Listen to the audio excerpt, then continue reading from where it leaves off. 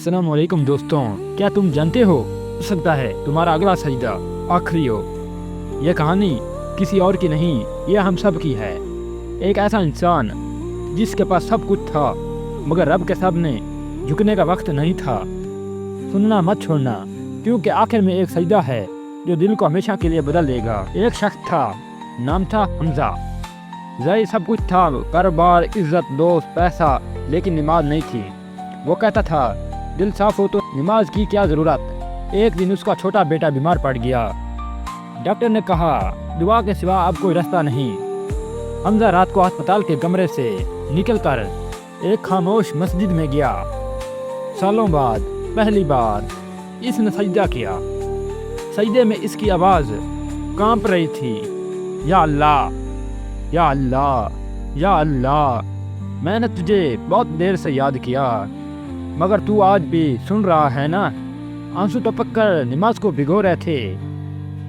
اس نے وعدہ کیا اگر میرا بیٹا ٹھیک ہو گیا تو میں نماز کبھی نہیں چھوڑوں گا۔ فجر سے پہلے فون آیا۔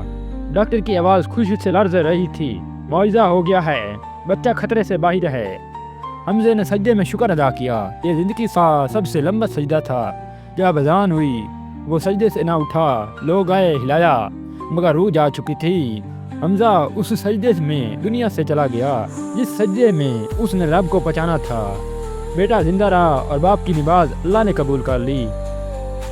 تو میرے بھائیوں، تو اس کا نتیجہ یہی نکلا کہ اللہ کو یاد کرنے میں دیر ہو سکتی ہے، اللہ یاد کرنے سے کبھی دیر نہیں کرتا۔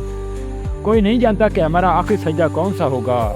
نماز کو کل پر نہ چھوڑو، کل ہمیں چھوڑ سکتا ہے۔ تو میرے پیارے ویروں، یہ وہ سجدہ قبول ہو گیا، وہ سجدہ قبول ہو گیا جس میں آنسو تھے، شرمندگی تھی اور رب کو پہچاننے کی کوشش تھی، سچائی تھی، اور اللہ نے بیٹے کو زندگی دے دی اور باپ کو اس سجدے میں جنت کی طرف بلا لیا۔ اب سوال یہ نہیں کہ وہ سجدہ قبول ہوا یا نہیں، سوال یہ ہے کیا ہمارا آخری سجدہ قبول ہونے والا ہوگا۔ نماز کو کل پر نہ چھوڑو، کیونکہ اگلا سجدہ آخری بھی ہو سکتا ہے۔ اللہ پاک ہم سب کو اس پر عمل کرنے کی توفیق عطا فرمائے اور دوستوں کو اس کو زیادہ زیادہ شیئر کرنے کی توفیق عطا فرمائے۔ تو ملتے ہیں کسی نئی ایپیسوڈ میں۔ بھائی کو دیجیے اجازت، اللہ حافظ۔